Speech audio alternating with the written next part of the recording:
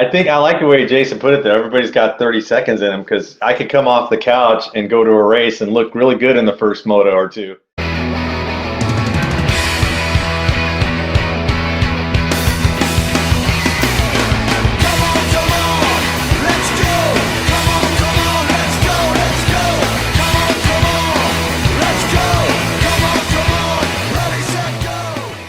We're live. Welcome back, everyone, to the BMX Podcast. Danny, we have a heavy hitter today, bro. Yeah, we got Jason Richardson, the Demolition Man. Whoa. Yeah. There we go. Yeah. We're starting the year off right, man. Yeah, this is going to be our first episode for 2026, unless Nice. unless Kevin drops it immediately, but we'll still consider it a 26. No, I'm gonna try to hold off until New Year's. Okay. All right, that'll work. Jason, massive freaking honor having you on our show, man. And just to clear the air real quick, yeah, I saw you at Dirty Fest, and I go, Dr. J, you looked at me, and it was like, I think you hesitated, like, do I know that dude? And then you gave me the head nod and kept going. And I told Kevin, I go, I should have called him over and talked to him. Big timed you. I'm sorry. Yeah. It wasn't your fault. It was more or less me not pushing to go, come over here, man. Let me introduce myself. And I just let you ride off. I got a little starstruck, dude. I've only ever seen you in magazines and on TV. So I was like, oh, that's Jason Richardson. Dude, that's all funny. you want, Dirty Fest or Starstruck, man. We haven't really met in person? Or maybe it was just kind of like always like that. It was always like that. I've seen you at Frogtown, and I saw you at Dirty Fest. And it's weird, Jason, to be honest with you, guys like Kevin and I, we're like local racers. We never really were big on the national thing. So when you see guys like yourself, and then you go to an event like Dirty Fest, and they're everywhere. I mean, it's just like all your heroes are just literally just walking around from all these different eras of BMX. So it's not just like 70s, it's 70s, 80s, 90s, and they're all there, and it's overwhelming almost. It's information overload. It is. It really is. Like so Times Square. yeah. And you don't really know what everybody's personalities are. You're like, is that person even approachable? Because I've read about you guys so much in these types of publications that I feel like I know you, although I'm a stranger. Right. Yeah, I get that. Okay. I get that. All right, so Kev, should we go into some questions with Jason today, and then we'll play a little trivia? Yeah. We're gonna go into some questions. We're gonna talk. We're gonna keep it light, I think, and then we're gonna go into some trivia to close the show out. But yeah, dude, I think we can come up with some pretty interesting new questions, maybe that he hasn't heard yet. Hopefully. Yeah, I'm gonna try, man. He was on Unclicked, and they're kind of the young version of us. So I'm like, I think we have a small advantage because we're in Jason's era. You're racing specific. Yeah, you're racing specific. I think you guys are my age, maybe older.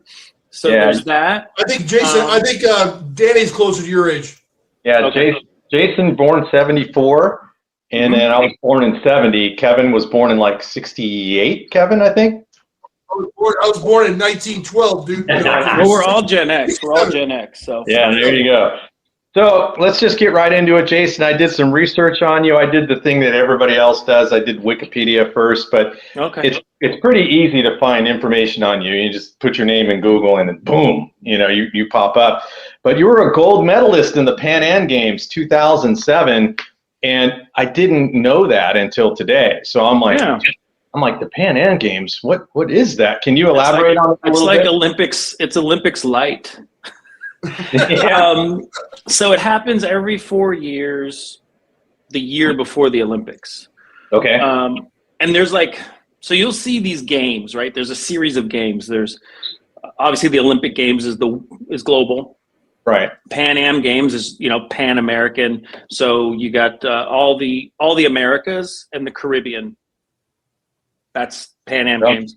And then you have Asian Games, which is exactly like it sounds. You have Southeast Asian Games, and you have Commonwealth Games. So anywhere that the British or the UK or however you call them, whatever they conquered, that's that Games. So all those are like Olympics light. So it was pretty cool because it was in 2007. So we knew we were Olympic as a sport.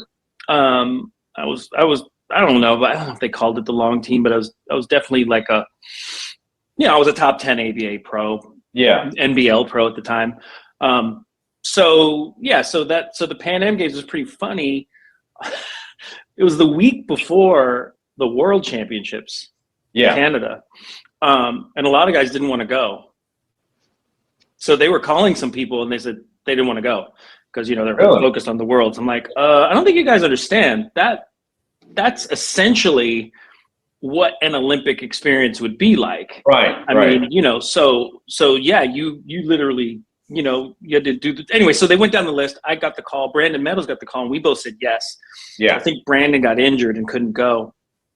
And for me, it was important because I knew I was on my way out and I was like, okay, well, this is probably one of my last shots on of cementing something in the books that might go beyond just my sport. So I was happy to go down there and represent well.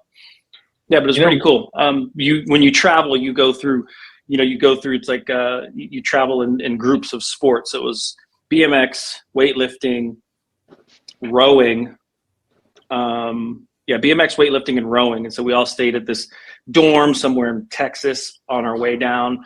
Then we went through this, this line. We got all our Nike stuff. Nice. You fill out the paperwork before they have your sizes, and boom, boom, boom. You just go down the list and you just start putting this stuff in a bag. You get all your Team USA kit. Boom, boom, boom. So that was a serious Olympic experience for you. Yeah. Like I said, it's Olympics light. You stay in a village. It's the full deal. Yeah. What's weird, Jace, I just realized it is you're kind of in that spot where I consider you third generation BMX pro because you figure you got your 70s, your 80s, your 90s, right? Mm-hmm. So I kind of put you in that 90s category because I think you started racing pro in 92. Yeah. So I think about that and I think, man, you were in the sweet spot where the money was great, but you just started exiting right as the Olympics were kind of like booming. And it's weird because I know you've raced guys as early as Gary Ellis, and then you went as far as Maris Stromberg's. Yeah. So I'm like, holy crap, dude, that's a big generational gap to race. I mean, what was that like for you? Like when you reflect on it, I mean, isn't it kind of crazy? Yeah, it's super cool. And the sport had changed quite a bit. Right. So I was happy to evolve with it. I was happy to evolve with it. I was also frustrated with it as well, to be fair, because the big hill's stupid. I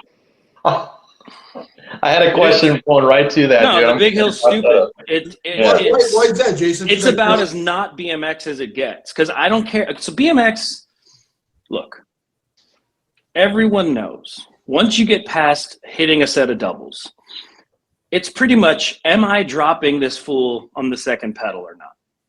Yeah. Right? You're going to gate practice, and you're basically like, I'm winning to the first turn. Now, on the big hill, don't get me wrong, there is a way to do the big hill, and power is power. I get that. However, BMX, we do have pedals on our bikes for a reason. And so I'm not impressed. I'm impressed, but I'm not impressed when someone can coast down the starting hill and hit a 40-foot double. See what I'm saying? Yeah. And I just think that's whack that you could be able to hit those jumps with zero pedals on a bike with pedals in a power sport. See where I'm going with this? So to me, they took a major element away from the sport. And if you watch Olympics, I mean, we love watching the 100-meter sprint. We like watching swimming because it's just a raw display of power. Right. So the hill, to me, takes away from that to a degree. Well, a big degree. One. Right. And two, it's well, I mean, granted, a lot of hills have been built and there's a lot of Olympic tracks, but again, I don't like the hill. There we go. Done. Right. My rant over. Go ahead, Kevin. Yes, Kevin. I have a question, man, and please forgive me if I don't mean to beat the dead horse, but is there a spec for a large hill? There is supposed to be a spec, yes. What is? Do you know what? 8 meters. 8 meters. 8 meters. And then I think it's supposed to be a 15 degree to the kink. I forget what the degree is here. Okay. And then there's a 90 foot. So technically, and I get it, you can have like an Olympic time, you know, like fastest Olympic hill time, fastest Olympic kink time. I get that. But nobody cares about that really. Like, it's not like they're advertising that when you're watching the race, or talking about it. But there is a spec, and also because it is BMX, Santiago del Estero's hill is not up to spec. As great as Mike King's track is in Rock Hill, it's not up to spec. I think the hill in the Dutch are going to kill me, but I think the hill at Papendal is maybe a bit taller than spec. So it's like, you know, it's spec, but not really. So anyways. So when you're referring to 8 meters, that's like 3 stories, right? Or is yes.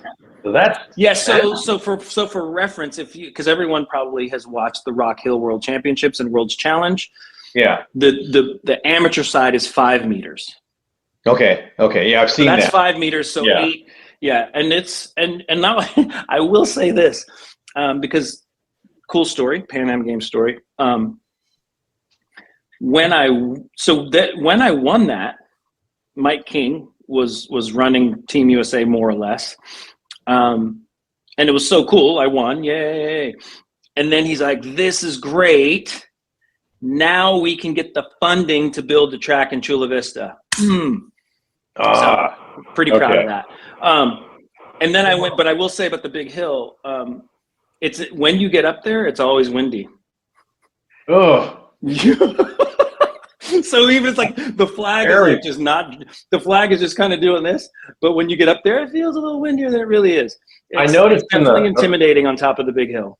Yeah, I noticed in the Papendal race, it always looks windy when I watch. But it always feels that way, even when it's not. I've even been on indoor hills. I'm like, is it windy? It's not, but it's just there's just like it's pretty intimidating. In my opinion, it's actually somewhat unnatural too. Yeah. This is how I know you weren't a fan of it, and I'm going to do a throwback to you, Jason. So I got this DVD, and there's a UCI race in San Jose, which I really wish I knew it was there. I didn't know that happened. I would have went. Mountain Dew. It was the Dew Tour. Right, and the ramp. I mean, the starting hill, Kevin. It's nuts. It's elevated, and then they jump off a ramp at the bottom of the starting hill, entering into the track. So it's like super extreme. And so they're interviewing all these pros, and everybody's like, "Yeah, either you can do it or you can't." And everybody's, all the macho thing. And then Jason's like, "It's not to my liking." Yeah. And that's interesting because I didn't race that race. I broke my leg earlier that year. Wow. And that I pulled out of practice. I will say this. I've ridden everything until my retirement. I've ridden everything and jumped everything that was required of me. Right. Yeah. That's funny. But it's true. I mean, I'm a racer. I'm not a freestyler. No. And I like jumping. I love jumping. Yeah. I have my whole opinion on jumping too in this sport, which I think, that's a whole other thing. Cause I think it's sad that you can get through a whole USA BMX season and not leave the ground. You don't have to leave the ground. Yeah.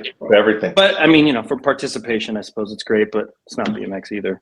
How do you feel about the overall evolution of the sport if you think about the way the races are handled, the way the tracks have evolved? Because I see both sides of it, okay? Because I'm an 80s kid, and I raced 80s, and yeah, I loved it.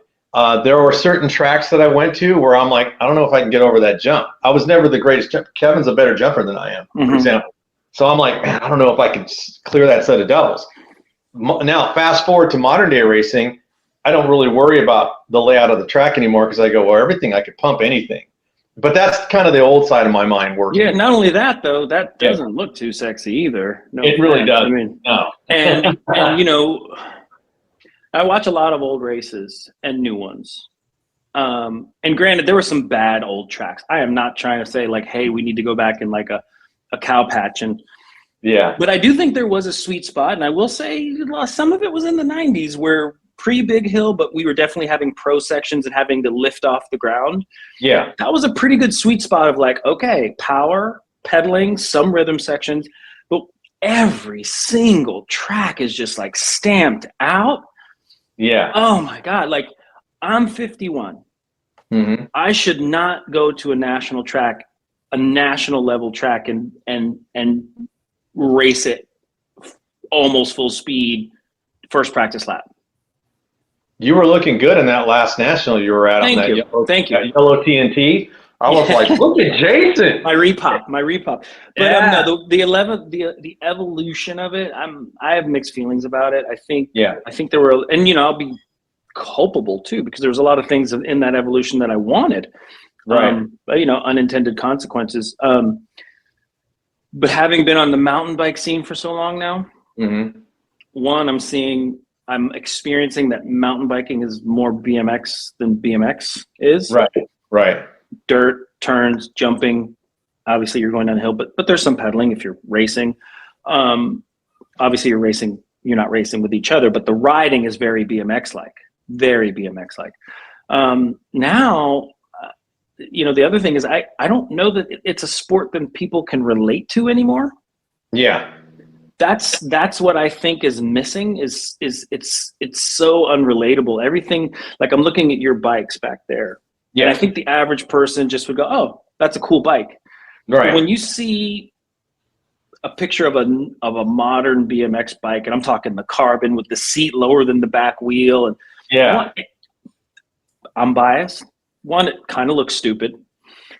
Two, it's like this space age thing that you don't relate to. It's this tool that people use for that. Mm-hmm. See what I'm saying? It's not like, oh, I can go to my garage and do this, right? Right. So I remember when I was on riding for GT, I was having a talk with just at dinner, and I was like, I think Pro BMX should be on 26-inch MTBs. Wow. And I think, because then I think if they go down the big hill, it's different. But two, I think they can build the tracks a little bit longer, a little bit bigger, a little bit safer. And Elise Post back then could ride for someone like Trek. Sam Willoughby could ride for someone like Santa Cruz. And then the guy who has his $10,000 bike in the garage has somebody to root for at the Olympics. I love BMX. I love the people, like, all of it. But the truth is, like, nobody cares if you win on a Marshall outside of a very, very, very little bit of thing, right? They don't care if you win on a PK Ripper now. Yeah. Why? Yeah, but why is that? Because it's recognizable. Recognizable, right? It's recognizable. But my worry is that our sport has become somewhat unrecognizable. I mean, it's awesome when you see the skill and the speed and all of that, but it's just like, it's almost like this alien thing that exists. Yeah. Go ahead, Kevin. Long answer to your question. That's awesome, man. That you recognize that. I have one more question about the big starting hill, and I won't belabor the point any further. But the speed. I mean, does the speed down that hill count for anything? Is it a positive? Is it a negative? Is it more dangerous? Does it allow you to jump farther? Is it a hindrance? It's totally more positive. It's totally more dangerous. In my opinion. Now, granted, the people riding the hill now are way better at it than we were, because we kind of guinea pigged it, to be fair. But it is more dangerous. Because forget it's other people, just, your chain comes off. You slip a pedal. It's a lot different slipping a pedal at, like, the Grands Hill versus, like, this incline. You see what I'm saying? So, I agree. You get crossed up or you bump somebody going off a lip. That's your ass, Mr. Postman. Like, it's really crazy. And you get, the other thing is, if you get up to speed quickly, so even if you're not that strong, comparatively speaking, within the range of elite or within the range of whatever, sure, you're going to get up to speed quicker than you would on a traditional hill. So it takes somewhat of a comparative advantage away from the person who's got more of a sprint or more more speed. Granted, a lot of the riders have worked that out, but it took a bit to figure out the hill, because there's a certain way to ride it. There's a certain way to come up the gate. There's a certain way to kind of dive into that kink and then pump through the bottom, and it's gnarly. Like look, I respect the skill and I respect the what it takes to do it, but it was totally something that was like, there's an evolution of things, and then there's like, oh, let's throw this in there, and that was thrown in there. I understand why, because it was like to help sell it and help it become Olympic and all that other stuff. And the people who put it in there didn't ride, but here we are. Another silly question. I'm sorry. Mm-hmm. Is there always a huge double jump the first jump? Is it always a huge gap, or is there seems like it, but it seems like they're moving to like a filled-in kind of table-y thing in a lot of places. Okay, all right. Some places I'm seeing them do like a tail tap or something like that, which is actually, to be fair, as a fan of jumping, I actually think that's kind of cool, because that adds a different level of skill to it. So I think at Rock Hill or Louisville, you can actually tail tap the center even though it has grass in it. Okay, all right. Yeah. Are there regulations on how fast you can move over?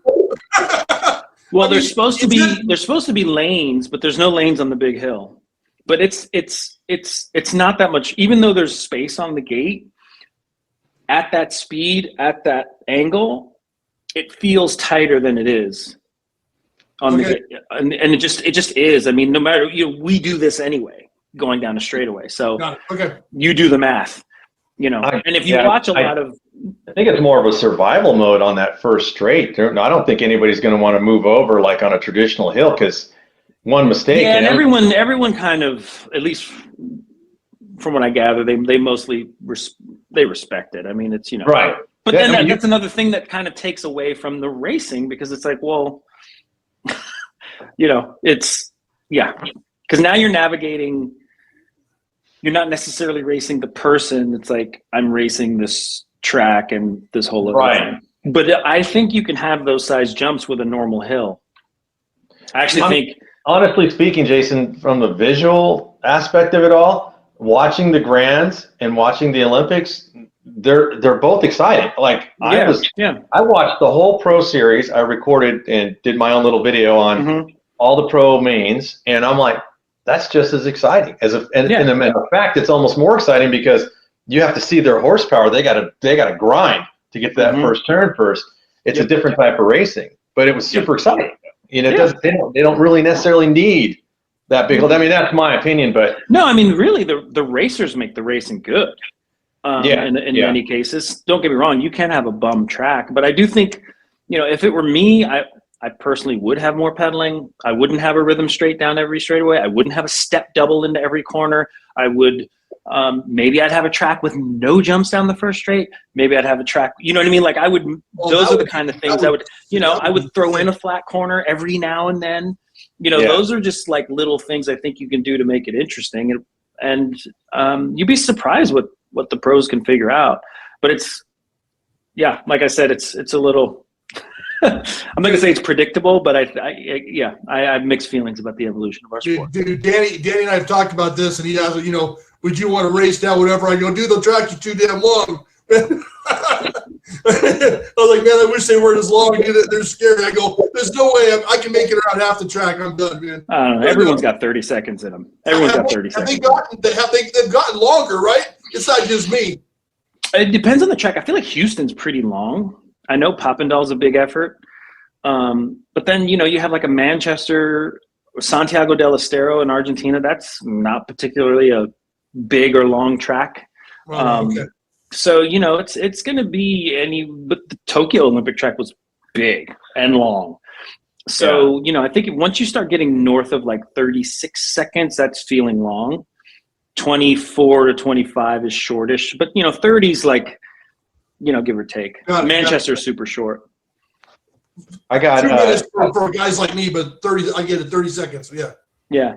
I think I like the way Jason put it there. Everybody's got 30 seconds in them, because I could come off the couch and go to a race and look really good in the first moto or two, So you're gonna have, and if you go to a big enough race, you'll have some time between motos. Yeah. Hey, there's nothing worse than racing a local and there's like 12 motos and they're like, motos to staging, all motos to staging, and I'm like, I can't even feel my legs. Breathing hard. Yeah, I'm still breathing hard. All right, racing Jason, a world championships like that. I'm going to shift some gears on you, man. Yeah. So, what aspects of BMX have you been able to use in your outside of BMX in your new career? Is there anything about BMX that carried over to your career now? It's funny you said new career. It's not that new anymore. Oh yeah, I forgot. Well, your current career. Yeah, no, that's cool. That's cool. So when I decided to become a psychologist, I was still racing, and I told myself then, okay, this is my 2008-year-old self talking, that I want to be as good of a psychologist as I was a racer. So that's the mentality that I set out to do this thing. And also, I was no spring chicken going back to school for the third time. So it's like, okay, how fast can I get licensed and like actually making money doing this? So just from that standpoint of just approaching it with that mindset of like, all right, what does the best look like? What does high level look like? It was already, that was my standard. It's like, I'm going to be AA psychologist is my point. There you go. That was the point. And then it was really cool because in BMX, it's, sometimes you have good years, sometimes, but it's marketing yourself, it's speaking, maybe you're doing clinics, maybe you're, signing art, whatever it might be that's just involved in the sport. I always had this really good habit of, back then, the magazines, like making sure the clippings and like just kind of keeping track of my year, whether it was my results and the coverage I got so that I can give it to my sponsors or pitch new ones. I just got in a really good habit of doing that. So as a professional, I mean, my resume is always like ding, ding, ding, ding, ding. Like it's just a habit for me to keep. So my resume is always updated.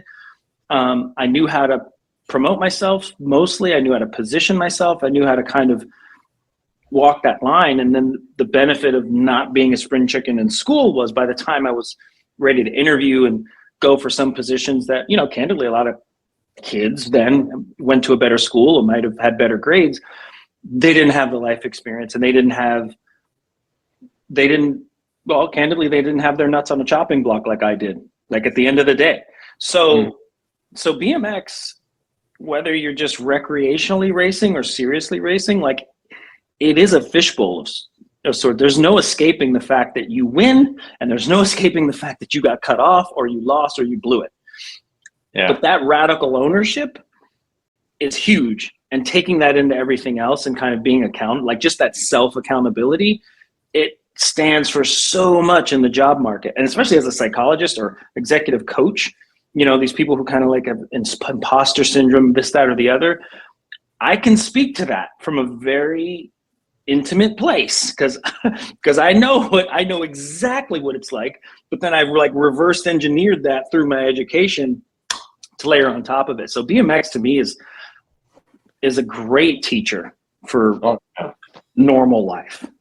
I think it runs parallel because if you think about, okay, whoever gets to the first turn first is typically going to win. So that would inspire me to get off my ass and work harder. Mm-hmm, whoever's going to get the whole shot is typically going to win. Mm-hmm. And then you also know that at a race, a BMX race, one bad decision, the race is over. And life is exactly like that, essentially. So as you're choosing your career path, as you're moving through the ranks in the company that you're working for, one bad decision, it's over. And then you got to start right back all over again. So I relate BMX to a lot of things I do. Mm-hmm. The points chasing and the fact that I work commission, I'm always trying to get my name on top and things like that.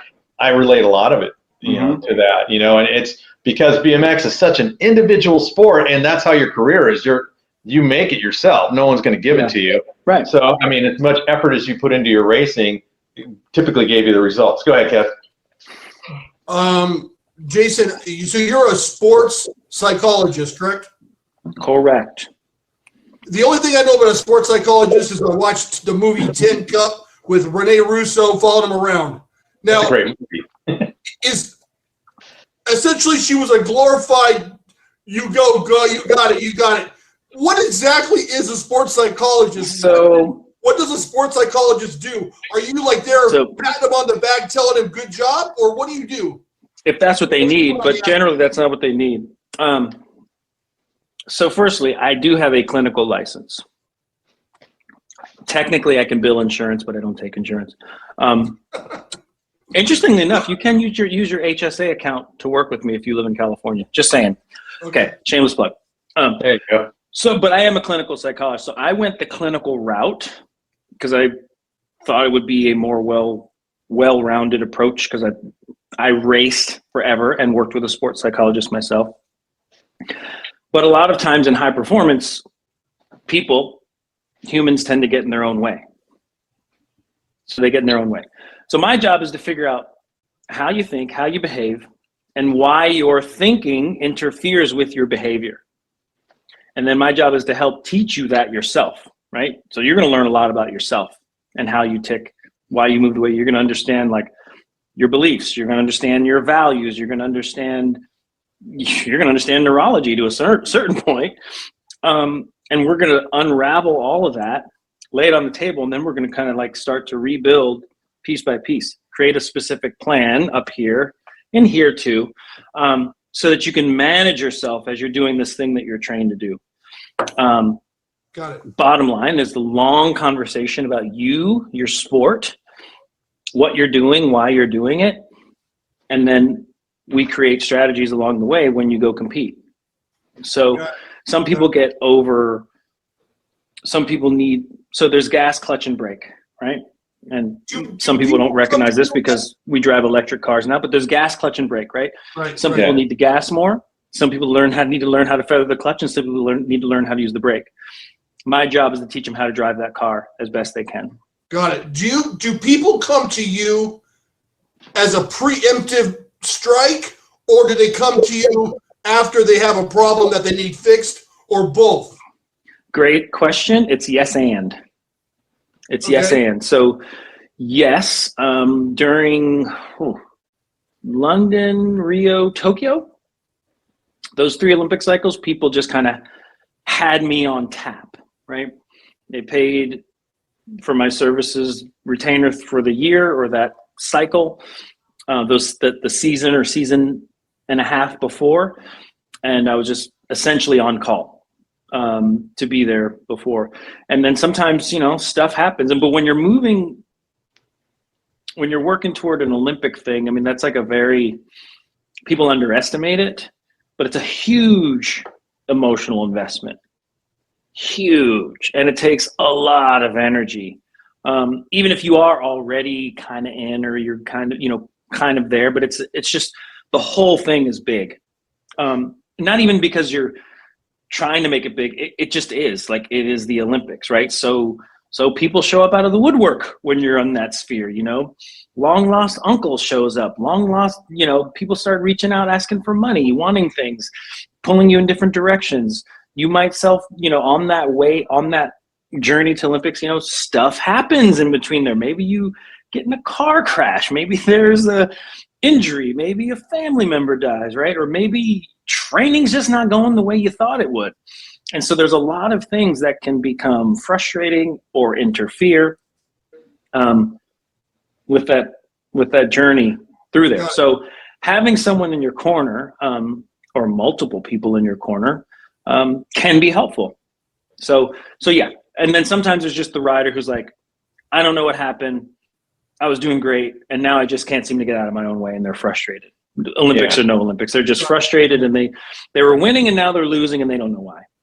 Are you able? You can't work with more than one teammate on one team, right? That would be a conflict of your ethical responsibilities, right? I can, and I do. Okay, you do. Okay. It is interesting because, like a coach, whether mountain biking or BMX, there's plenty of coaches who work with because the thing is, like, once we instill all of these, like, if you want to win and you want to win, okay, I'm going to try to help you to win. Here's the best tools for you. Here's the best tools for you. By the way, sometimes they're different. One guy might need to do more sprints. The other guy might need to do more squats, whatever, like from a training standpoint. Right. There you go. Like, it's still up to them to actually race each other.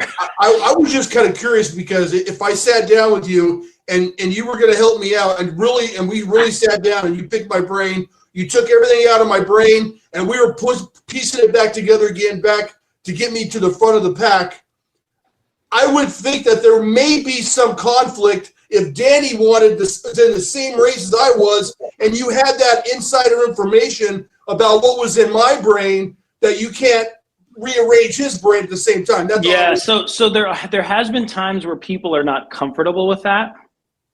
I don't really tell people, hey, I'm working with so-and-so. Usually the rider kind of says something, but usually the riders are like kind of good with it because it's like I said, but some stuff's like we're just working on different things. Got it. Okay. That's just like we're just working on different things. I don't mean but for me, it would be unethical to say, oh well, Kevin, Danny's grandmother's feeling sick. He's kind of, and he's really worried. He doesn't like his 44-16. He doesn't feel good on the 39-14. And then go to you and go, oh, Kevin, that would be on me. Yeah, that would be totally not cool. I wouldn't do that. But no, my job is to figure out, not even figure out, is to help you get what you want. Sometimes in that we have to figure out what you want and I have to help you figure out what you want, but it's not my job to tell you what to want. You know what you want, and if you don't, let's figure that out, but it's your want, it's your desire. Like in your heart of hearts, what will it take for you to sleep well at night? In your heart of hearts, what is that dream coming true? Okay, well then that's what we're working for. And you'll be surprised, even though those same people are on the same gate, they might be working towards different things, ultimately. Excellent point. Yeah, I never thought about that. That's amazing. Hey, I know this always happens, Jason. I have all these questions, but then me and Kevin come up with new ones. So I'm going to give you a scenario. This will go along. Let's look at it this way. So Elise Willoughby, arguably greatest racer ever, right? She's got 11, 12. We talk about her all the time. 11 or 12 ABA titles, USA BMX titles. And so she's going to her last Olympics in the last run, right? So now you're looking at Elise in her 30s, which we know the clock's really ticking in your pro career when you're in your 30s. She's doing great in the qualifying rounds. It's seemingly that she's going to get a medal. The mains happen. BMX happens. She gets bogged up, doesn't medal, right? So about a week later, I'm watching her on, I think it was Instagram. She's sitting in her car and she's kind of apologizing to everybody that she didn't get the medal, and I did the best I could, and so how do you help somebody that is at that level, that's such a great rider, and technically the Olympics is just one race, so I don't think it takes away from her legacy, but emotionally she looked like she was broken down. Like I was like, how's she going to come back from that? How do people come back from war? How do people come back from losing a loved one? How do people come back from, I don't know, their dog dying? How do people come back from getting left at the altar? How do people, we can keep going. Yeah. Get in line. Right? I love vulnerable Elise. I love vulnerable Elise. And the truth is, that's probably one of the biggest things you realize when you do this thing, especially for as long as you've done it. And it's actually it was one of the things that kept me competitive for a long time, is you do, even though it is individual, there on some level, like you do realize I'm just gonna say it, not even necessarily Olympic, it's bigger than you. And that's okay. Right? And that's honestly like to me, at least getting online and saying that lets me know she's healthy.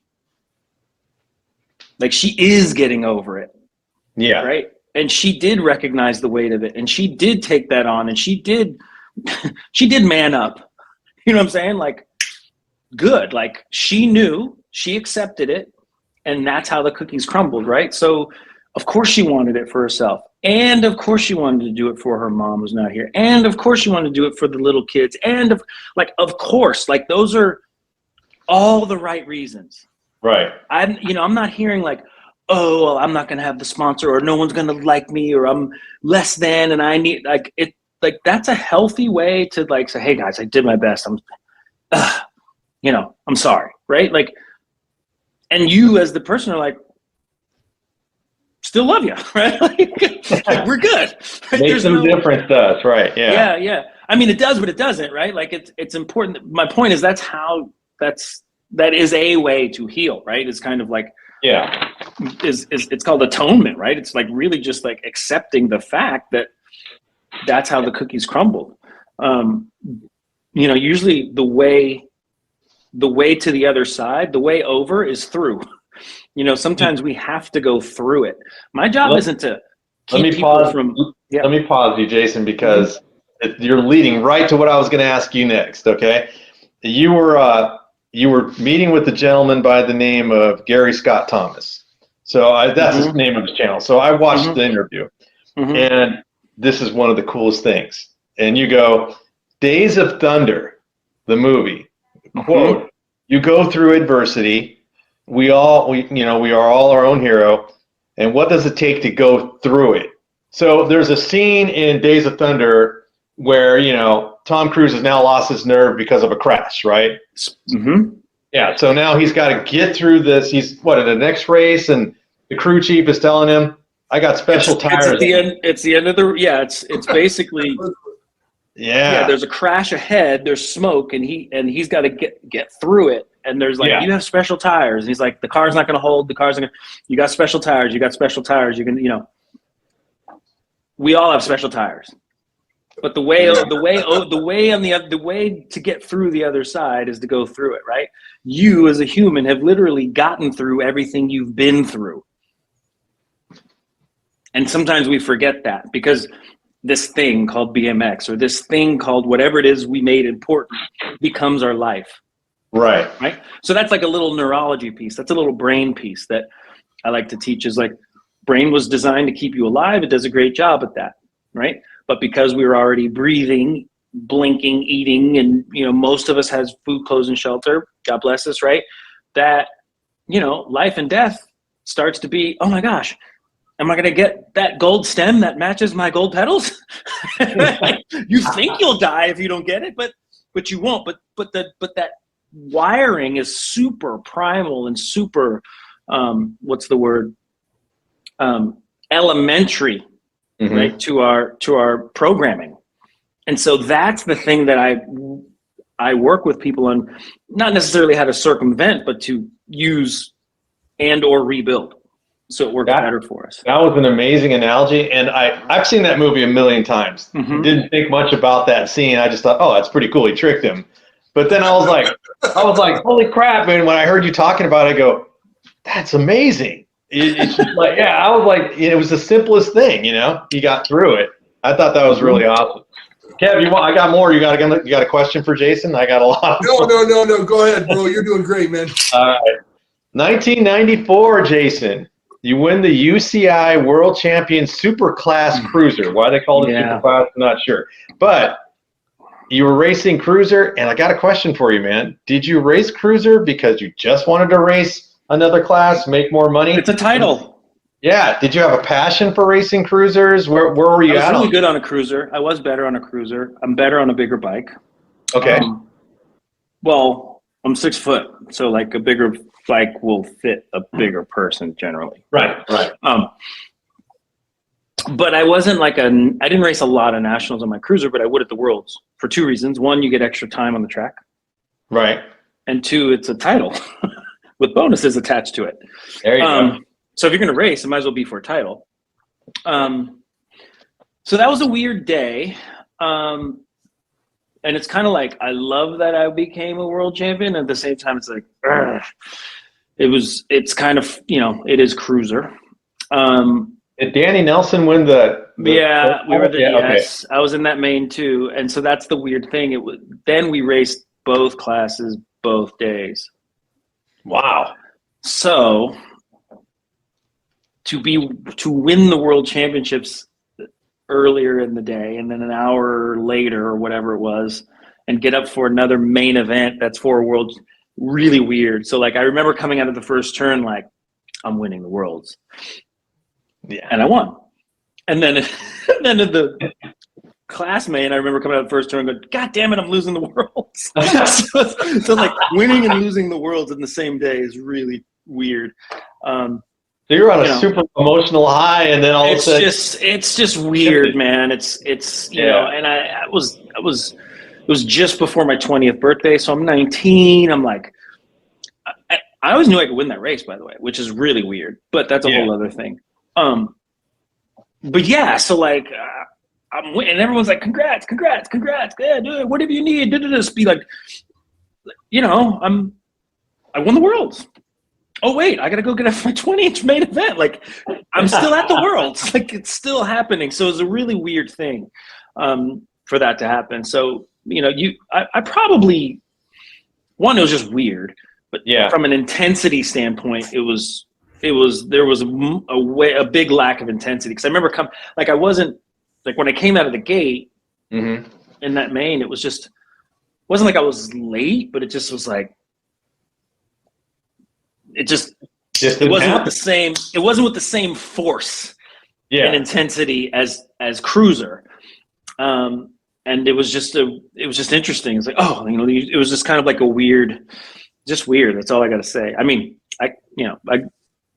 when they started racing cruiser on different days, that was much better because it was like a proper reset. Anyways, I've come close. I've come close in 20-inch, but I didn't pull that off. Do you struggle from going from bike to bike? Like, oh, sorry, Kevin. Go ahead, Kevin. Where did you come in? I'm not aware of that race, Jason. So 94, I made the main. I don't know, 6th, 7th, and then I made the main. Let's see, Argentina Worlds. I got 6th. Louisville, Kentucky. I actually hole shotted. Dale put me into the soft stuff. He won. I got like 6th. Worlds in Brazil, I got 5th or 6th. I was kind of stuck outside. I was referring to the day that you won the Worlds, and you were talking to tell the story that you raced your 20 later on in the day. Right? Yeah. How did you do that day on your 20? I guess. Oh, I think I got like 5th or 6th or 7th. All right. That was my. Yeah. That race was interesting because Danny had it. Matt Hayden kind of went in the infield, but he pulled back in the track. And at that moment, Matt had a decision, dude. I think Matt could have put him over the turn or gave him a bump. Matt and he did. A super honorable guy. Yeah, he got off the gas. And I think what we don't realize is how good. So Matt is a kind of a generation before me. He's born in 69, maybe 70. Yeah. 69. Yeah, so he always raced my brother. So that was like the group I looked up to when I was a kid. Right. But like the Matt, Eric Carter, Kenny May, Steve Veltman, like that, all that group, that 17 and over class, we really don't know. Like Mike King, Darwin Griffin, I mean, the list keeps going. Goes on and on. Those, from a like just racing aspect, those guys are phenomenal racers. Mm-hmm. Phenomenal racers. I would say my group might have been faster, but his group were far better racers. Like, wow. That's so a lot. Jason, when you turned pro, 92, did you ever, because I never made it to that level, obviously, but when you got to a national as a pro and you got on the gate, did you ever look around and go, I can't believe I'm racing so-and-so right now? Did you ever have that feeling like, I think Greg Hill was still kind of dabbling around in the 90s? I raced Greg. There's a picture I posted and Greg was behind me. Yeah. I've raced Greg. I've been beaten by Greg handily. So interesting factoid. So there's a race. My 17 expert main event is on YouTube. Okay. Where I'm on Auburn and I get beat at the finish line by Roger Holder. I'm riding very nervous, very scared. It was for the title, amateur. I didn't win it. I got second. And so that time in ABA, they went from 17 and over to 16X, 17X, 8, Right. So that meant the following year, had I stayed amateur, I wouldn't have had enough rider points to go for amateur number one. Okay. And I was a senior in high school. And so I said, screw it. I'm just going to turn A pro. Because at the time I thought, my parents were like, how are you going to race and go to school? You need to go to school and get a job. Okay. And then I thought it was unrealistic to race and go to school. So I just turned A pro just to like say I was pro and call it a day when I graduated high school. Like literally I was going to just kind of career A pro it and not really care. Make a few $100 here and there. What do I care? Yeah. And then I got to college. So that was 92. Right. So when I got on the gate, I was like kind of, that intensity was just like, man. Yeah. So when I got to college, I'm like in San Diego, and I chose San Diego because I could ride and race all the time. Right. But then I was like, why am I going to get a job? Like, that sucks, And then Auburn said, well, you have 5 races. We only have enough for 5 races for you, which makes sense. I mean, I was BSing in A pro. Yeah. Like not taking it seriously. Anyways, so first race comes, Reno, bombed out. Next race, Del Mar, bombed out. It's like, oh man, now I have 3 races left, 3 weekends. Go to Phoenix, I win. Okay, we got money. Because you had to make a certain amount of money, turn double A. And Bakersfield comes. Whew. Get a ticket on the way to Bakersfield. Going down the grapevine. And then first and second. Boom, now we're back, right? So now I have like 20, I think it was like, whatever the amount was, I was like $300 shy of turning double A. Double A, yeah. So the next race is El Paso. $2,000 or something like that? Yeah. So the next race is El Paso. And I'm like, okay, this is my last race for Auburn. It's like, well, if they're going to pay me for my last race, they're paying for me as a double A. Screw it. There you go. Because the entry fees are more expensive. So I turned myself up. And El Paso, that was like the first race I got my double at as an amateur. So I was always pretty good there. Yeah. And so by then, like we raced Pro Open and then double A because we raced class last, and Pro Open used to be after 10 Expert. Okay. And I was in my Pro Open motor, and I think I was between. I know I was next to Pete, and Pete was not little then. No, he was huge. Yeah. Right. But even in my brain, he's like Pete, right? And I think it was Charles, maybe Gary, but man. So I didn't think. I mean, like obviously I knew who I was on the gate with, but it wasn't like, oh my gosh, I'm on the gate with. I was like, oh, I'm on the. Like it was more like, buddy, like just you got yourself into something. How are you gonna get? It was that. That was the feeling. Yeah. I ended up hole shotting. I think I won that moto, or at least hole shotted. I got passed a lot. Early on in my career, but I made my mains, like open class. 3 mains. It was tough, but I was making my mains. I'm like, okay, I could do this. And then before the end of the school year, so I'm a freshman in college. I talked to my dad. I said, hey, Dad, can you give me 2 tickets? This race in Texas and Rockford. Oh, sure. Okay, thanks. But what he didn't know was I didn't want to go home and work construction in Vegas.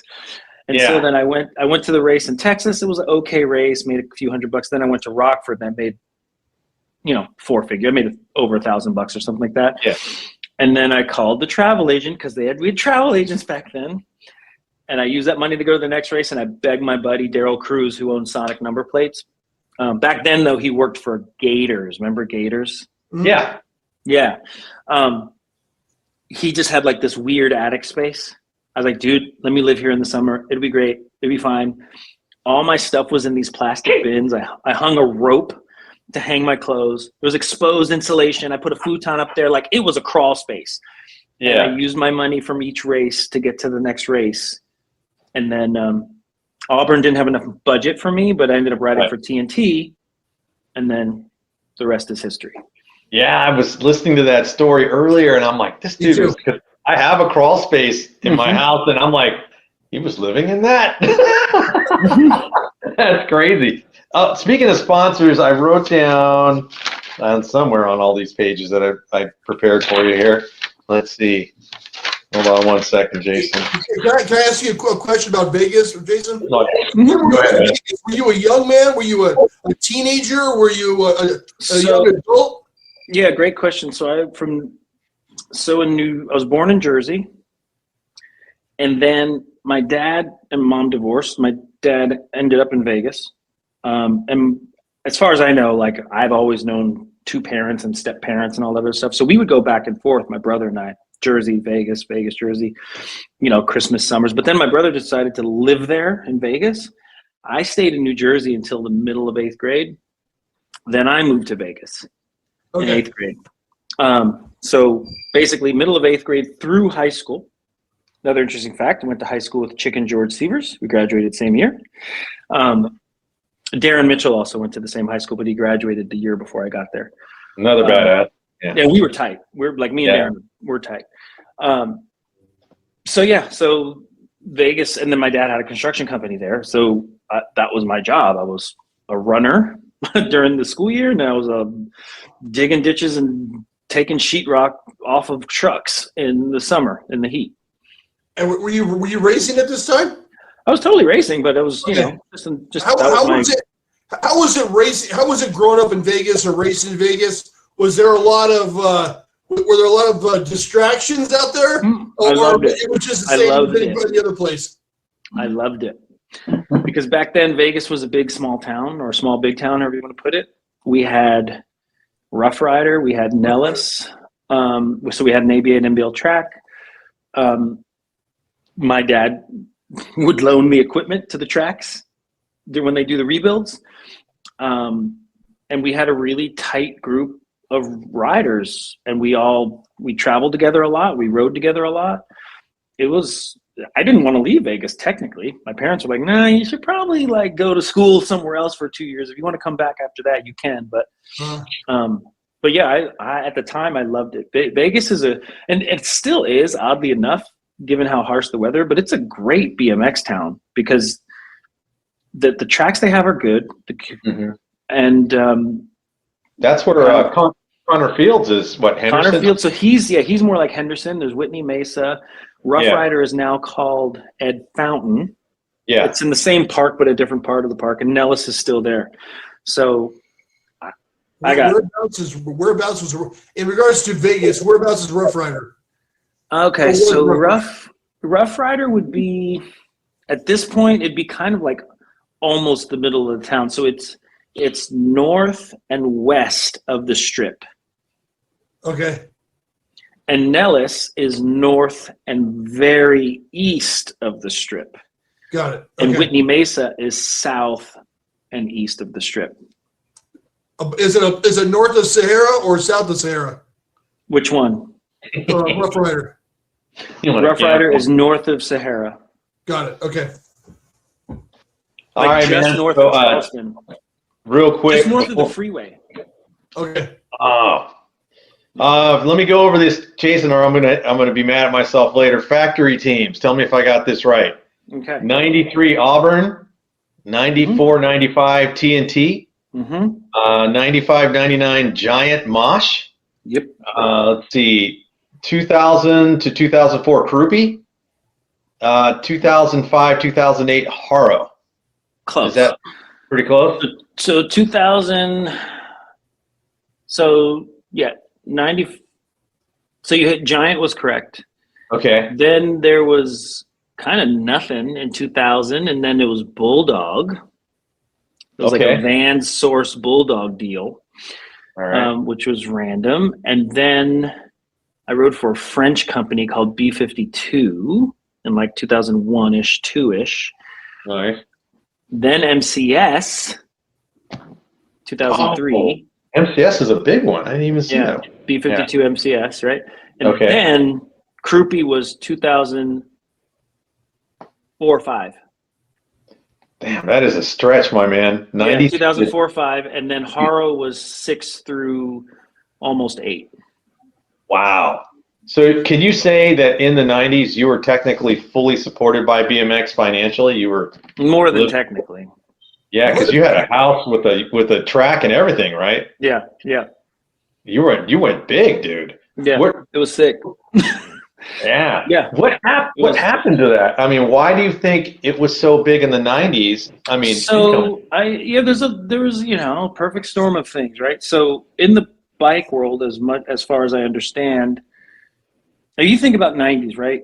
Mountain biking's becoming a thing, kind of is, especially mid 90s. yeah.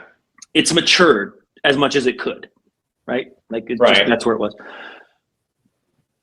It was pre-Lance Armstrong, really, just pre-Lance. So road was like, eh. Yeah. So from a bike selling standpoint, there's no segment that had any excitement. Okay. But BMX was starting to look good again to not only the Schwinn's and the Diamondbacks, Yeah. but also a Giant, a Marin, a Gary Fisher, a Trek. That's And a so lot. they're thinking, Yeah. right, so they're thinking we can jump in this market, you know, and you know, make a dent. There's that. The other thing, TV. GT invested so heavily in putting BMX on TV, they created a market. But then also too, NBL, and you know, they had their series on TV. Yeah. And then 3, X Games, right? So you had all these things going into it, right? Yeah. Yeah. The other thing was we had corporate sponsorship. So Giant didn't, but I mean, I remember Jerry Bagley was my teammate. He was the dirt jumper, but he had a Red Bull helmet, and the whole team was getting Red Bull sent to their houses. You know, like people would come over to my house and go, "What's this?" Because I would just have cases of it, just like they call it an energy drink.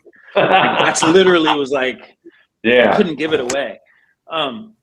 But you know, Chevy was sponsoring, you know, Run 800 Collect. So like, there's all these Speed Stick, Mountain Dew. So some of these programs were heavily subsidized by corporate entities as well, which made it easier to enter the market, right? Because you had this guaranteed, or you know, coverage of, you know, between magazines and TV. It's like, look at the media we're getting. So you have real magazines, you have TV, and then you also had X Games, which is more TV, right? But three venues, right? You had ESPN, there was like a racing series, then X Games, then this Fox Sports thing, which was Crank TV. Right. So Crank TV, it was a really attractive thing, and it was like new again. Right. So like, we were part of that whole extreme sport zeitgeist. And then I think when they got in there, they're like, okay, BMX bikes, you know, even the nicest ones, like $2,000. Mountain bike is this much bucks. And then the bike shop's like, well, if I'm going to have something on my floor, I think I'd rather have something that's cost this much. You know what I mean? So then when you actually get down to like the nuts and bolts of it, there wasn't enough there from a bike sales standpoint. And then it's like, they started backing off. And the truth is, and I learned this early on, it was actually around 2002. I learned this. I shouldn't say I learned it early on. I learned this around then because I walked into a marketing agency with Johan from UCI to meet with Brad Lusky, who worked for what was then called The Family, which is now Wasserman Media. And Brad used to work for Haro, so he's a BMX guy, trying to like introduce Johan and Brad to sell this UCI series. Right. And he was pretty honest, but basically the conversation was like, look, it's a hard sell because very human answer. At the end of the day, surfing, like, you know, some guy who supports surfing, he's going to get a free trip to Fiji and an island, you know, a nice yurt on stilts overlooking blue water, right? Right. You don't get that with BMX, right? Skiing, mountain biking, yeah, here's your ski chalet, here's this beautiful Whistler vacation extra you could take your family on and be part of something. You know, like BMX is like, okay, great, you sponsored this RAV4 Schwinn team. How did you enjoy Pine Bluff factory sponsor guy? You know what I mean? Like, that's not a, you know, sending your, you know, stoking your sponsor out by, you know, bringing them and their family out to Tulsa. It's not the same as, you know, you know, the Surf World Championships in Fiji or whatever mountain biking thing in like Morzine, or, you know, like it's just not that sexy. And motorsports is different because we just know that's different. There's scale there. Mm-hmm. But that's what Brad said. He goes, that's one of the things that makes BMX a hard sell. Matter of fact, the guy who lived 2 doors down from me, I don't know if you know gaming very well, but there used to be this company called Mad Catz. Okay, yeah, I've heard of that. Okay, they made gaming controllers. Okay, I'm a professional BMXer, like at the top of my game, right? This guy sponsored a downhill team, and I'm 2 doors down from him, like doing my sprints in front of his house. Boom, boom, boom, boom.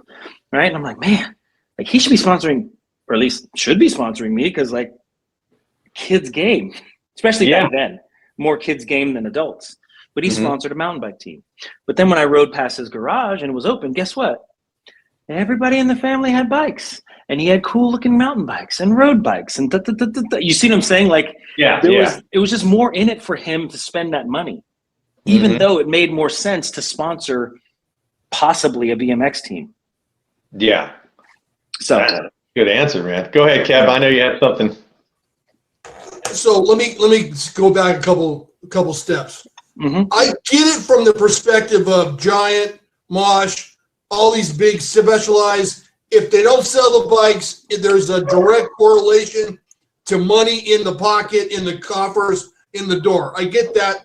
That's an easy decision. We don't sell bikes. We're not going to have a team. But how does you may not even know the answer to this question, but how do the co-sponsors, like you said, Speed Stick and Red Bull, these other guys that are sponsoring the teams, what's their catalyst to decide, is this a good deal? Is it worth our while to do these sponsorships? Because they're all subjective, or are there metrics involved? So there's these things called, they call them activations. But so if I'm Speed Stick, right? Or whatever, Toyota RAV4, and I want to sponsor Schwinn, or if I'm Speed Stick and I want to sponsor Mountain Dew, I want to sponsor a Specialized team. It's like, okay, well, these people are already committed to going to these amount of races. So that's in front of these many, just at that place, there's these many people, right? And then, oh, wow, this is how many media impressions they make a year, right? And oh my gosh, they have Christoph and they have Brian Foster, right? Specialized in Schwinn respectively. So those guys are arguably the best in blah, blah, blah. So that's this much TV, that's this much magazine coverage. They know how much it would cost to buy those ads or buy that space, right? Then on top of that, it's like, okay, well, this is a great opportunity for sampling, right? So then like now we're gonna have a Toyota dealer give you a RAV4 to pick people up from the airport or park it there with whatever the cool stuff is and see the features. Or, every kid's going to walk around with a free throw thing of Speed Stick, and they're going to be, everyone's going to be smelling like deodorant. So like that has a lot. That goes a long way. Matter of fact, it happened to me the other day. I fly Delta. I barely am holding on to some status. I go into the Delta lounge, and what do you know? There's like a right guard spray on deodorant. I took a couple, and guess what? The next deodorant I bought, it was a spray on. Like, that does work. Yeah. Right? It does work. So that's why you would do it. Yeah. And then also too, there is something about being in the same, swimming in the same pool as the best of the best. Right. So it's not like Speed Stick was supporting Crouppy. God love Crouppy. They're sporting Specialized, like hello, like benchmark brands, right? So there's a level of legitimacy or perceived legitimacy, best of the best, right? GT and Chevy Tracker or LA Gear, GT and WD-40, like that's as American as it gets. Right. And it made perfect sense. I mean, geez, their colors are even the same, right? It was almost like a no-brainer. Like, why wouldn't WD-40 support GT, right? So it's just, and they have a whole bike. Actually, WD-40 is still in the game. They have like a whole bike line. Just wow. Yeah. Spend your money on WD-40 stuff, dude. Like that's just legit, man. For real. And that's a great company. Got it. I have no skin in that game, but it's a great company. But my point is, so there's something about being, best of best, right? Benchmark brands. It's no different than why you see an Apple store within walking distance of a Lululemon store. Yeah. I mean, it is that's what's happening, right? There's an association and a likeness and a status to it. So when these brands partner with other brands or sponsor other brands, like all of that stuff is going into the game. Do you think that works on people without them even knowing? Because just by you talking, I would say I would never buy WD-40 because of GT. But I'm wondering if it really does happen where people think absolutely advertising does not work on me. I don't pay attention to any of it, but it actually does work. Some of it does. I mean, look, it does, but it gives you an experience with that. Really, it wasn't the advertising, it was the experience with that spray-on deodorant, and I used it and I liked it, and I'm like, okay, I'll get it, right? Forget if I like the brand or not. I had an experience with it that was favorable, and so next time I went to buy it, I could pull from that experience. That's all it was to it. I mean, sometimes that's all it takes. So how many kids use some free WD-40 sample, put it on the chain, and maybe had a good weekend? You're right. I'm not saying the WD-40 did that, but I'm saying you might get it the next time you go there, right? And that makes it worth it, right? Times however many hundred or times. But thank you. Yeah, I appreciate you taking the time to help me out with that. Yeah, think about Jason saying, "Hey, I had back from Red Bull, and he had cases of Red Bull, and even if he gave it to a few people, somebody probably liked it, and they're like, hey, this is not bad." And you didn't even know it, Jason. But think about it. Red Bull came in, right? Because there was no such thing as an energy drink, and they inserted themselves into markets that were subculture, right? Or maybe they were what's not subculture, but what's the word when they were mainstream adjacent. I'll put it that way, right? And they also created a market, which is a whole nother thing. But they as far as I know, Red Bull was very specific about who they partnered with so that they could get the eyes and the attention, right? And so this energy thing, they're like, well, we probably should give our stuff to people who do crazy shit. Maybe, right? And then that's kind of how that worked, right? And now if you think about now that you have Monster, Rockstar, and Red Bull, you can even say, okay, if I say Monster, you got a certain person in your head, what they look like, what they wear, and they probably live 909 or eat Inland Empire. If I say Rockstar, they're kind of like, you have a certain person in your head. If I say Red Bull, you have a certain person in your head because their branding is so specific and who they appeal to is so specific. Even within the action sports world, they still kind of have a different feel to them and vibe to them. And so you want to be sensitive to that when you partner with other brands so that so that it makes sense. And same with even when I work with riders, same thing. You can always say always hard in the BMX world, but there's one thing to go to the highest bidder, but you want the right fit, right? You want the right fit. You want it to look like Tori Nyhog should be on S Squared, right? It's only natural that Molly Simpson rides for Daylight. You see what I'm saying? That kind of thing. Yeah. There was a reason why I would put Elise Willoughby on a Trek for every obvious reason, right? She's like America's darling. Hello. I'm not saying she wouldn't do well on another brand, but if you were to pick a big American brand, it would be Trek. Yeah. Right? Makes sense. Yeah. Right. Absolutely. It makes sense. Right. Yeah. Well, guys, we went a whole hour and 14? Yeah, sorry. I probably went. No, that was cool, but I want to play trivia. What do you think, Kev? Let's play some trivia. All right. Jason, I still had, dude, I wish I was just sitting in your living room. I could talk to you all day. I got questions I didn't even touch. No, I'm sorry I didn't get to them. No, it was great, man. And if that's During what Kev, we'll bring the list. Yeah. That was fun. I don't get to talk about marketing much, so I'm an undercover marketing nerd and undercover bike nerd. So I hope that we asked questions that were entertaining to you, bro. No, they were great. All right, so this is pretty simple. We got two categories, Jason. We got BMX and we have pop culture. Okay. I tried to stay in the 90s for pop culture. That might throw Kevin off a little bit because Kevin's been smoking everybody. And then we have BMX trivia. I stayed to 87, 89. Most of them are 89. So that's right in your wheelhouse. So the way it works, when it's your turn, you just pick a category. If you miss it, Kevin can steal and vice versa. Whoever gets the most right wins. That's it. Okay. All right. So we'll start with you. You're the guest, Jason. Do you want to start with pop culture or do you want to go with BMX? What do you think? I'm weak on pop culture, so I'll go pop culture. All right. What actress starred in the 1990s movie Clueless? Alicia Silverstone. Bing, bing, bing. You got it. Got the first one. Okay. Okay, Kevin, what do you think? BMX. Oh, Kevin, you switched gears on me, dude. In 1989, what did Mike King and Pete Lonkarovich have in common?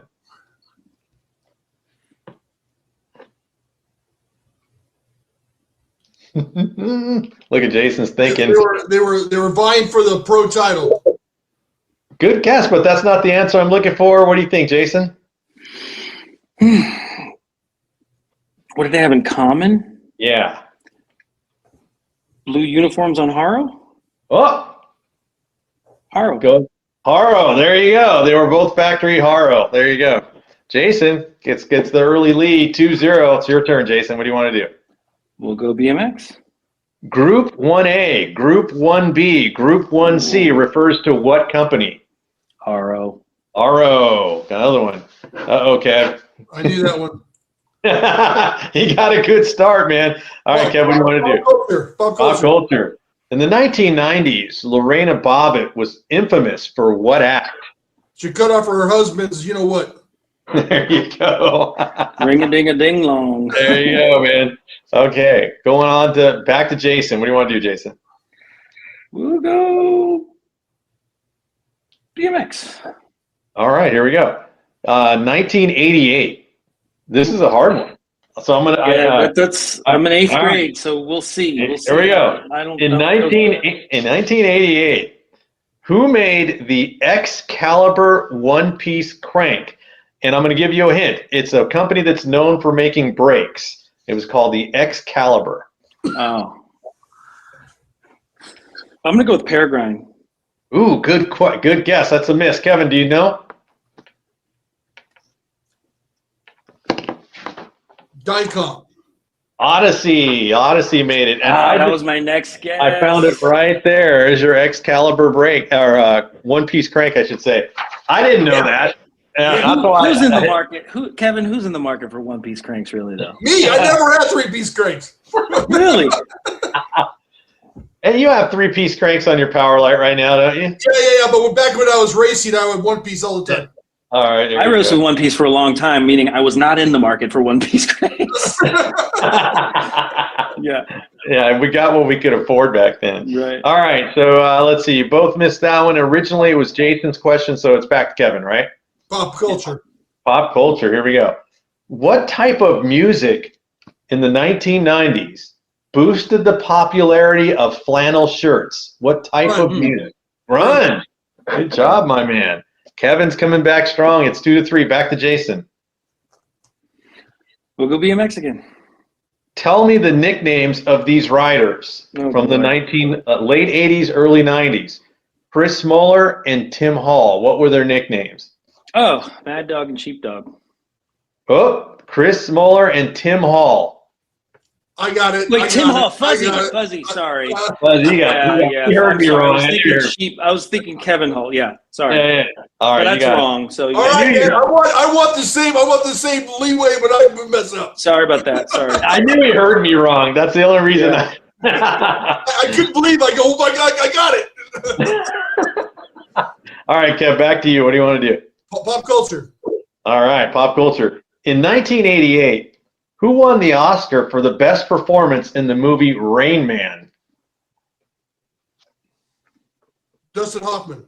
Dustin Hoffman. Good job, my dude. Oh, good pull.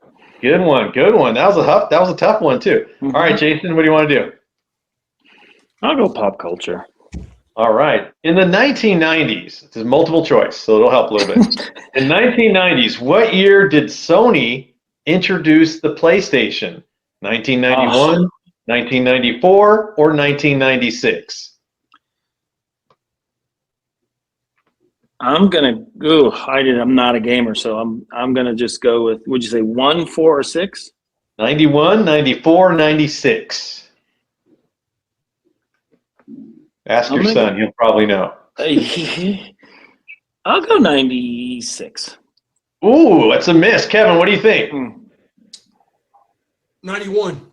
94, gentlemen. Both of you missed.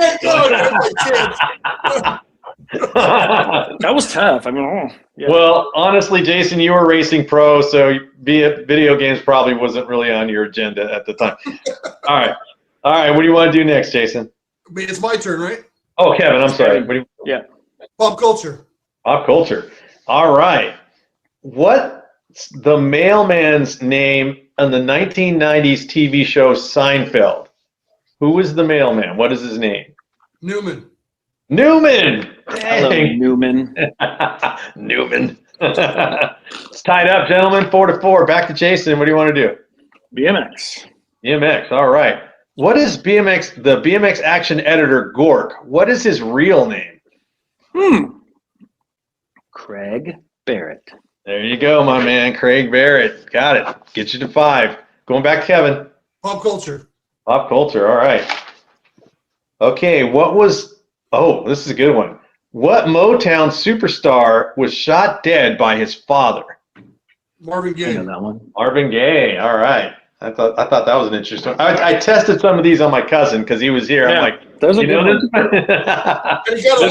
There's a bonus question in there with Craig Barrett. Who was Craig Barrett's roommate? Who is now like one of the most famous people ever? Oh. Is it a famous person in like music or acting or? Yes, and directing. Oh, I know. Didn't he create Moneyball? And he was in Moneyball. No? Am I all right? Spike Jonze. Yeah, I knew I was getting there. Yeah. Three Kings. Yeah. Directed countless Beastie Boy videos. He directed the video Fat Boy Slim. And he's a Three Kings. He's the actor. So. Wasn't he the actor that was in Wolf of Wall Street? I don't know if he was. I don't know if Spike. He was the one that said, "If you sell $10,000 worth of stock, I'll give you a blowjob." That's him, right? Mm-hmm. That's Jonah Hill. Oh, that was Jonah Hill. Yeah, he's a little younger. Spike Jonze was. Was that Spike Jonze? I know you're talking about. He goes, "If you sell $10,000, I'll give you a blowjob." Yeah, I think that is him. Yeah. Right. Yeah. Yeah. That's a great. That's awesome. That's a good question. Damn, Jason, now I can't use it for future reference. Sorry. Well, maybe if they were paid, that means that's also a question. What bonus question did Jason bring up? There you go. In our show, and then that can be a question. It's 5-5, and it's Kevin's turn again. So you guys are going at it. What do you think, Kev? Pop culture. All right, here we go. Okay, who played Goose's wife in the 1986 movie Top Gun? Meg Ryan.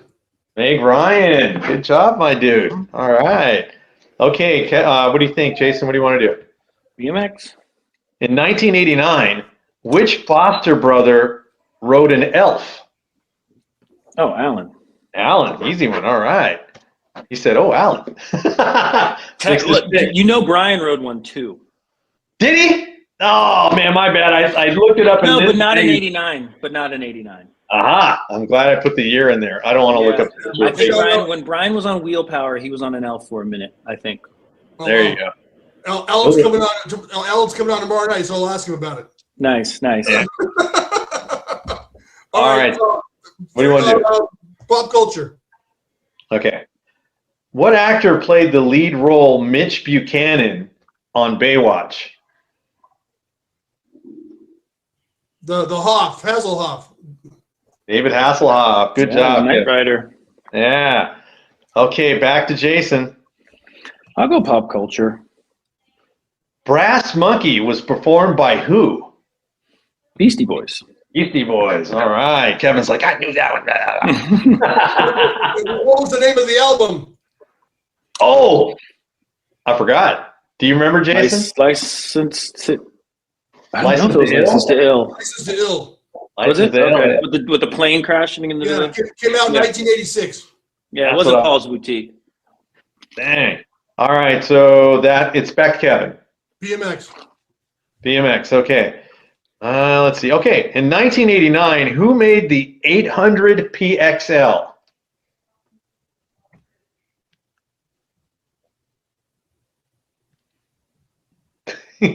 Major company, too. Redline, yeah. That would have been my guess. Yeah, Redline's made so many different models, man. I love using them for reference because I'm like, dang, they've made so many different bikes. Yeah. Almost said, dude. I almost said Skyway, but it was Redline. I'm glad you didn't. I would have laughed at you. All right, Jason. BMX. All right, let's go. Complete this company name. Are you ready? Okay. Let me get a pencil. Blank walk. 2 words. Oh, Airwalk. Airwalk. Good job, my man. Easy peasy. Okay, 8-8. It's tied up. You guys are battling right now. Yeah. Pop culture. Here we go. In the 1990s, 95 million people tuned into what famous trial verdict? The OJ verdict. The OJ verdict, man. Yeah, good one. I got to tell you guys, man, when that verdict was happening, I was already working in an office, and I was listening to the verdict on the radio. I'm driving to work, and I'm like, oh, man, I'm going to miss the verdict. I can't believe it. I'm like, forget it. I'm just going to go straight to the break room and turn the TV on. I don't care if I get in trouble. Man, I run into the building, go in the break room, the entire office. Everybody's watching it. Everybody was in there. There was probably 200 people slammed in the break room. I've always felt sorry for the court recorder when she said Orenthal Simpson. She messed up his name when she read it, right? And like for the rest of the history, it's gonna have her making a mistake with his first name. Dude, there's certain things in life, man, where you know exactly where you were when it happened. And the verdict and, the whole Bronco chase, those 2 things are pretty big for the 90s, man. So you're like, I know exactly where I was. I was at work for the verdict, and I watched the whole Bronco chase when I got home from work Friday night. Who was the truck driver that got pulled out of the truck for the riots? Do you remember him? Reginald Denny. Oh, good one, Jason. I couldn't even think of the name. I worked with his sister. Oh, wow. Yeah. Wow. Is that guy okay? Yeah, he's fine. Okay. All right, so let's see. Does he still have the mullet? More importantly. All right, Jason, back to you, man. What do you want to do? Okay. Let's go BMX, all right. Let's see here. Gary Ellis, last NBL race, 1998. He either A, wins all 3 mains, B, finished 3rd overall, or C, did not qualify. That's easy to remember. NBL Grands, and he won. Yeah, he won all 3 mains. It was actually pretty awesome. Yeah, he checked out. Yeah, what a way to finish your career, right? You can't ask for a better scenario than that. I mean, yeah, and what do you call it? Dale got first. Dale got a good look at it as he got knocked out. I think Dale had a hole shot from lane 8 in one of the lanes. Yeah, and the last main, Dale had the snap, and he went right over the berm. Yeah. I don't know if I don't think Gary hit him. I just think he went up too high. I have to. There wasn't much room in the first corner. Right. Okay, guys. Sometimes. 9-9. 9-9. Oh God, man. Yeah, 9-9. What do you think? Hard, man. I need a psychiatrist to get me through this. Where can I get one? Sounds like you need Xanax. Yeah. I need a BMX psychiatrist. Anyway, pop culture. Pop culture. Here we go. In 1992, what was the U.S. basketball team known as in the Olympics? Oh, that's easy. Dream Team. Dream Team. All right. Good job, my man. Okay, so that gets you to 10, Kev. Back to Jason. BMX. In 1989, what factory team did Charles Townsend race for? Ooh, that's a tough one. I'm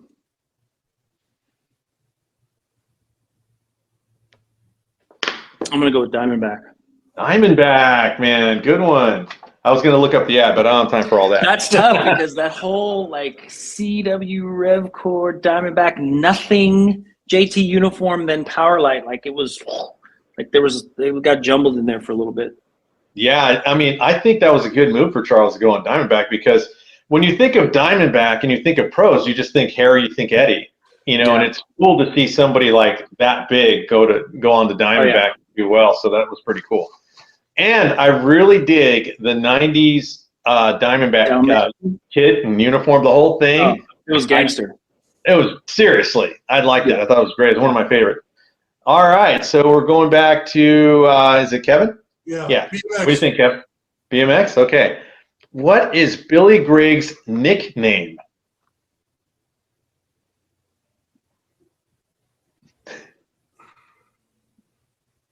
Mr. Bill. Mr. Bill, dude. Kevin, sometimes you surprise me, dude. And I think he doesn't know it. He doesn't know it. And then he pulls it out. He knew it. He knew it. The movie Quiz Show. No, I don't think I haven't seen that. It's a great movie. When he acts like he doesn't know, he's like patting his brow. I don't know the answer. No. Go ahead, man. Mr. Bill. All right. Let's go, Jason. Pop culture. Pop culture. All right. Let's see. Oops, I Did It Again was performed by Britney Spears. Britney Spears. All right, good deal. Okay, it's 11-11. Last game ended in a tie as well. We're coming down to the end. What do you think? All right. What do you think? Pop culture. All right, pop culture. What 80s group wanted you to bang your head? Quiet Riot. Quiet Riot. All right, good job. Gentlemen, we finished all the pop culture. It's all BMX from here on out. Yeah. So I'll choose BMX. All right, here we go. Interceptor Mach 1 Pro Series refers to what company? GT. GT, all right. Oh, man, you were on the firm, Jason. That's a big deal, bud. Yeah. You're on the firm. I don't want to get too off topic, but, man, that's an elite group of guys that got the race for the firm. So that's pretty freaking awesome that you got to do that. Yep. All right. That's cool. All right, Kev, you ready? Yep. This rider in the 1980s went from Pro Neck to CW to White Bear. Who's the rider? Hold on. He knows. John Texas. On Texas, yeah. Dude is still fast. It's still flat. In his 60s, man. BMX is a freaking fountain of youth, dude. I tell everybody that. Yeah. All right. Going back to Jason, in 1989, Todd Blazer left ELF to join what team on the firm? Robinson. All right. You guys are killing me here. It's 13-13. All right. Ready, Kev? Yeah. Late 80s. Who made the Power Series cranks? GT. Yeah, that's it, guys. Kevin wins 14-13. Barely gets it out. Yeah. Good job, dude. I don't like to win. I wish I would have lost. But thank you. No, it's good. Yeah. But hey, Jason was nailing just about everything. You guys only missed a couple questions, man. The only question that we missed was what Excalibur cranks. Yeah. And what there was one more, I think. I misheard Tim Hall for. But you got credit for that one. You got credit for it. Yeah. So there was another one in there. I can't remember. We'll have to review the tape. Rewind it. Maybe we tied and you just counted Let's wrong. Go back to the tape. Man, that was awesome, Jason. This is a great way to start the year, dude. Oh man! Yeah. Congratulations! Virtual handshake, Jason. Thank you. Appreciate it, dude. Man, that was fun. And I hope I didn't bore you with our questions about the starting hill. No, it's good. That's good. I'm about to name the episode the starting hill episode. Yeah, so Jason, at the end of the year, we do a championship for trivia, so hopefully we'll see you again. Okay. Yeah, and last year, I guess you call it this year, Jason Chang won it.